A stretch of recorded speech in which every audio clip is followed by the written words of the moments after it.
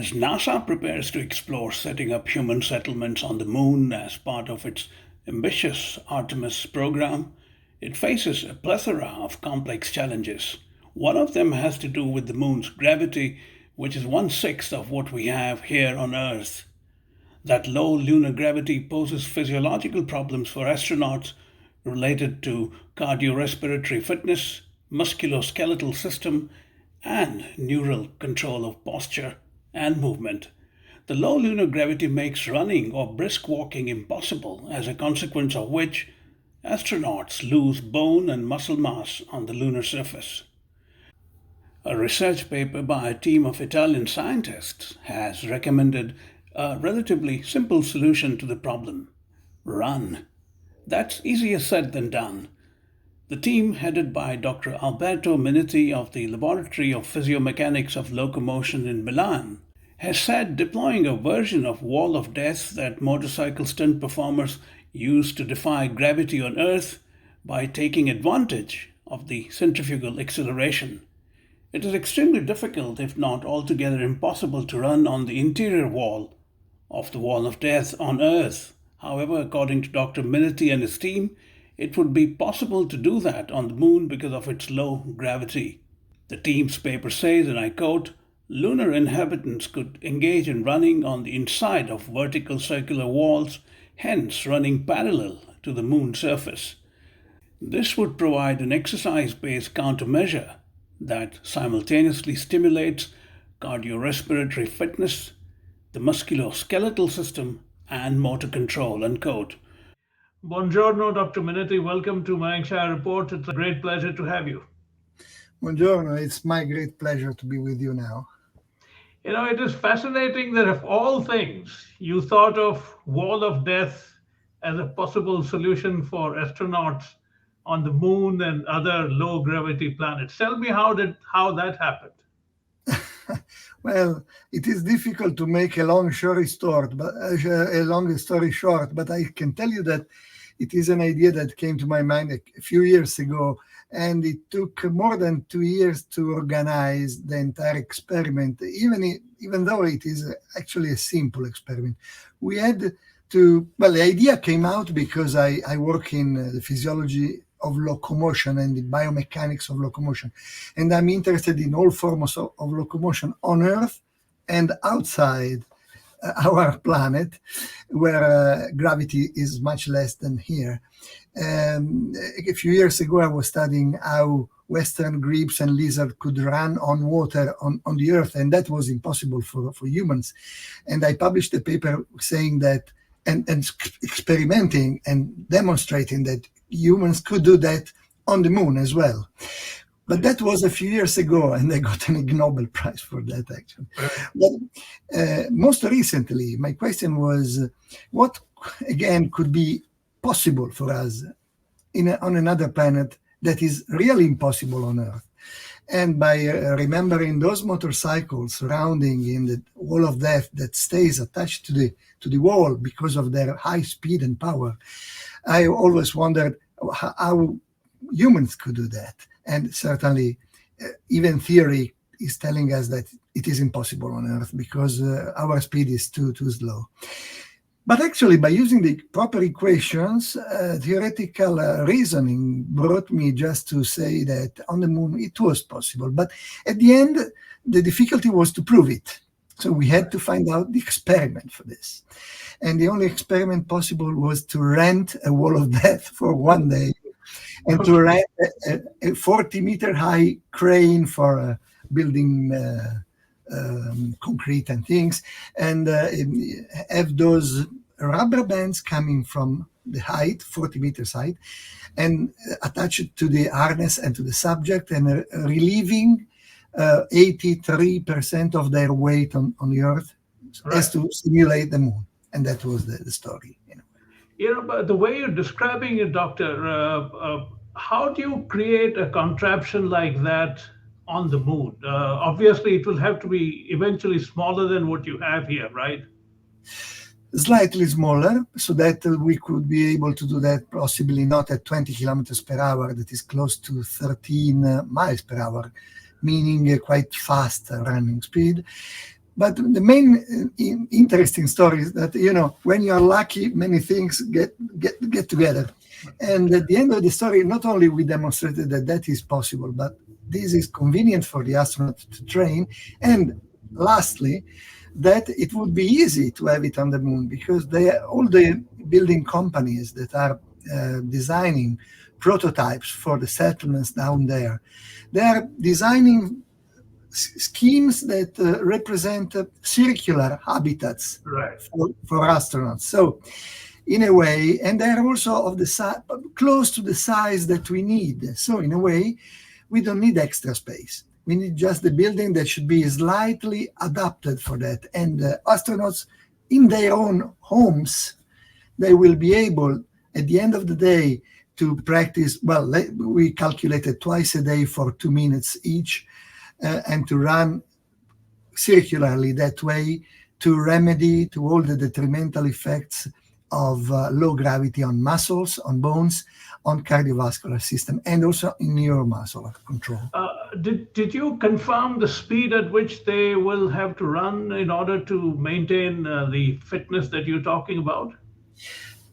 Well, there are two speeds to remember. The minimum speed at which that is feasible, otherwise you will drop. Fall, and that speed is coming from theory. But theory, if you have wheels, rubber wheels, we have feet that also have flight phase our body during a part of the step, so it is a bit more complicated. But we can say that the very minimum speed should be close to 40 kilometers per hour, something like that. That would be a quite slow speed. But what the two subjects of our experiment spontaneously choose when they have been there, and it was the very first experience in their life, and we could say in the life of the planet, right, where somebody did something similar to this, they have to adapt to this story that was completely unusual for them. And so I guess, and we all guess, that they have chosen speed that were satisfying a sort of a safety factor. What is safety factor? Is you're actually moving much faster than the speed that you would need to be entirely sure that you will never fall. Okay. What about? Yeah. Sorry. What about if you were to make the internal wall of that cylinder move the way the treadmill moves in the opposite direction? Do you think that that's of any use at all? I don't think so. Apart that, obviously, you would need a lot of electrical energy to do that. That is true. And our exercise so far is completely passive for the entire environment. You don't need even a solar panel, we could say, because the only energy comes from your muscles. Right. But we have to say that the important thing to understand is that it is a training running, because if you are running circularly, you are generating a gravity laterally that is much higher than the vertical lunar gravity. Right. So your artificial lateral gravity that would be closing, it has been close in our experiment to 60 to 70% of the Earth gravity. I see. And you have to remember that lunar gravity vertical is just 17%, something right there, much, much smaller than that. That artificial gravity allow you to feel the contact as you would be running on Earth. So the impact will be quite strong. And that is a crucial signal for bone sensors that will build up new material inside rather than losing material because of your long-lasting permanence on the moon with just the vertical, very little gravity. Right.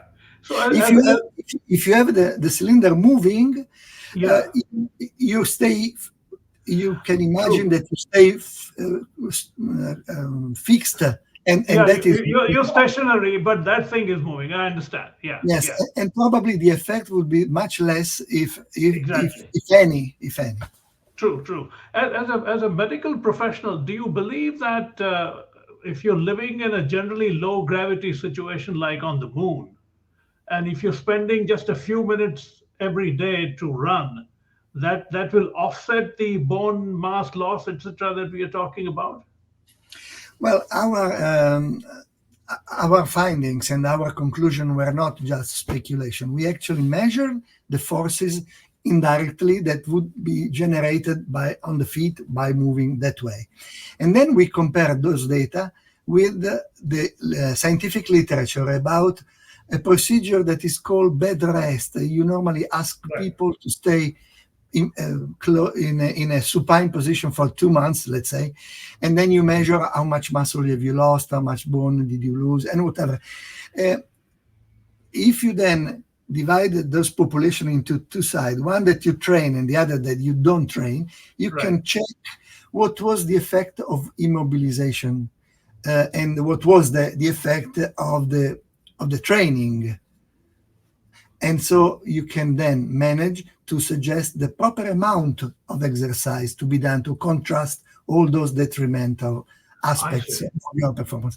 What we have found by comparing our data with the scientific literature was that at that intensity, that is quite high, I have to say, and that's the reason why you couldn't sustain it for more than 1-2 minutes, let's say, but the intensity is enough, they say, to contrast those effects, even if the exercise is very long, short-lasting. I see. In your experiment, how many people did you manage to make run? I suppose they were both men and women. Exactly. We had just 2 subjects because it was incredibly complicated, as I mentioned, to organize everything. And also that morning it was raining. We had mud all over outside and mosquitoes everywhere. So you can imagine. And it was raining on the wooden wall inside the cylinder. You can imagine what happens with a rubber shoes touch some moisted wood. That would be a sort of very dangerous. But not in that case, because we were lucky again. That wood has been seasoned for almost a century. It is from 1938. So you can imagine. Right. And in terms of after you finished your experiment, when you talked to the 2 people who ran, what was their physical experience? Did they say in terms of their exhaustion, did they feel more tired than they would normally run? Well, first of all, these 2, they are 2 collaborators of ours, and they're also in the list of co-authors of the paper, actually. They are young people. Being young people and also quite well trained in athletics, they know what to do, let's say. They said that it was a bit exhausting, and that is the reason why after a few tens of seconds they had to stop. But we are planning to build this facility at the University of Milan to keep on going with our research without the need of renting, again, this kind of apparatus. And we will be going into better details of the story. But I can tell you that they describe this feeling about even running with the path that is developing in front of you horizontally. Exactly. In a very emotional way. And I was very sorry that at my age I couldn't try myself. At the heart of your paper, Dr. Wright, the centrifugal acceleration is the key here. Yes, absolutely. If you don't mind describing for my viewers who may not be necessarily focused on that, would you please do it for me? I mean, I understand my background is physics, but for my viewers, I would appreciate if you could. I was looking around to see if I find an object that can help me to show the story. But if you have a rope like this, let's say, and then you have a weight at the end of the rope, let's say that I can take this. Oops. Okay. And you have a weight. It is a very little weight at the end. You can rotate it this way. Okay. If you rotate it this way, you would feel on your fingers here there is a traction in this cable, because the circular movement create a centrifugal effect on the mass that is on the tip of the rope. Right. And so you feel the centrifugal force that is away from you, Right. from the center of the rotation. Right. And then you can feel that this exists, because if you cut this rope, this point will go away. But then, and that is happening also inside of a cylinder, but then there is you in the inside of the cylinder, and you want to keep your contact with the vertical floor. Right. Right. And so you need to oppose a force that should be equal to the centrifugal force with the centripetal force. Exactly. Exactly the same, but in the opposite direction. I mean, towards the center of rotation. Right. Right. If you do that at different speed, you obtain different traction. So you can develop a gravity laterally that is much higher than the one on the moon, quite close. Quite close. Right. It is, as I said, 60, 70% of the one on Earth. And that is the point of the entire experiment. The moon's gravity is 1/6 of Earth's, while Mars, which is also a planet which we plan to inhabit at some point, has 38% of Earth's gravity. Do you think a solution like yours can work equally effectively on Mars too? Well, I am a bit more skeptical about this, because there is such a gain in the low gravity of the moon that we can have in the possibility to stay attached to the wall, that when you are then increasing the vertical gravity that will push you down to the bottom, you will have to run even faster to stay close to the wooden wall, attached in middle in one locomotory cycle to the wall.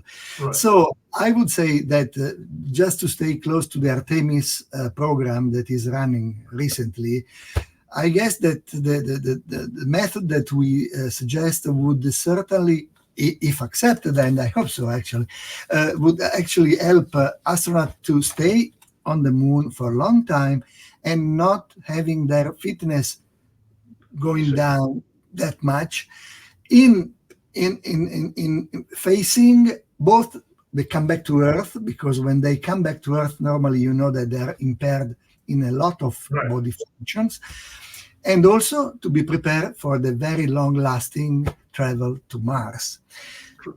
On Mars, I'm not entirely sure that could be a good idea, but we still have time, let's say, to prove it. Indeed. Have you reached out to NASA yet with your results? I have reached ESA, European Space Agency. Okay, yeah, I suppose, yes, yeah, okay. Yes, I would like to reach NASA, because I know very well how they are much involved with ESA, by the way, in this Artemis project. Yeah.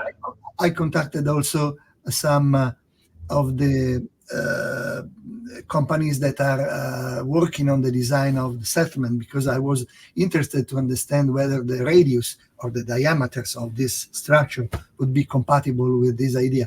And actually I found that it is very much compatible.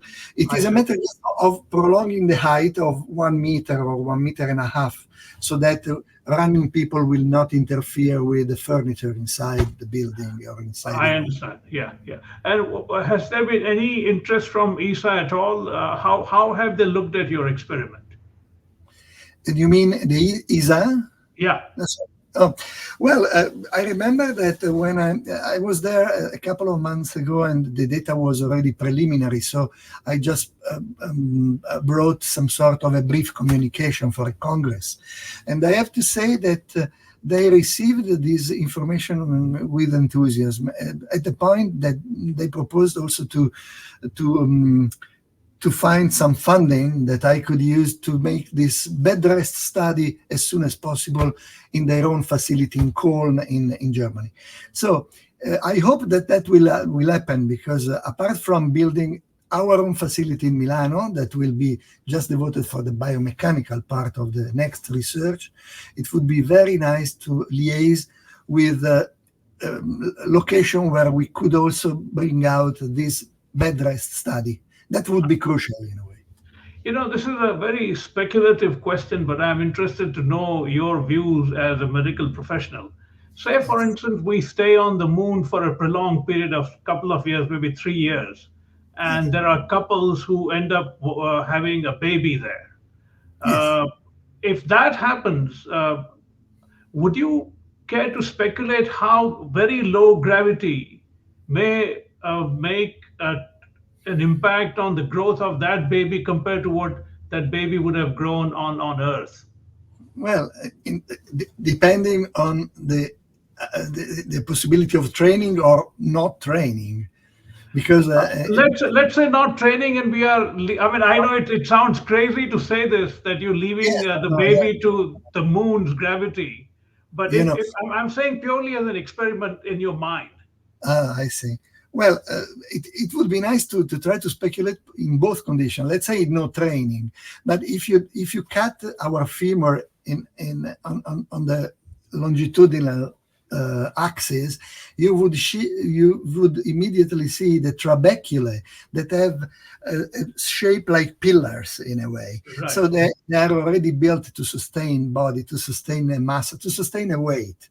If the weight is less, much less, I would imagine that the baby would be born in a very weak.